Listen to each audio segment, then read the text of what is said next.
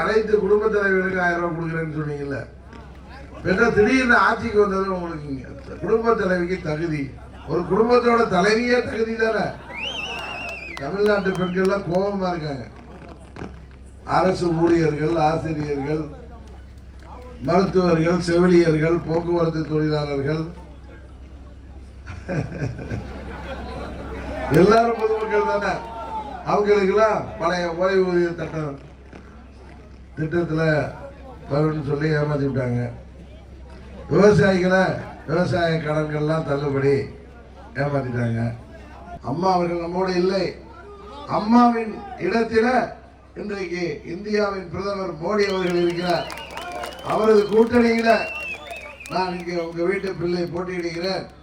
என்னை வெற்றி பெற செய்த பிறகு நமது தொகுதியின் தேவையான திட்டங்கள்ல மாண்புமிகு பாரத பிரதமர் அவர்களிடம் உரிமையோடு கேட்டு பெறுவேன் என்று சொன்னார். அதை தான் தமாகவுடைய வேட்பாளரும்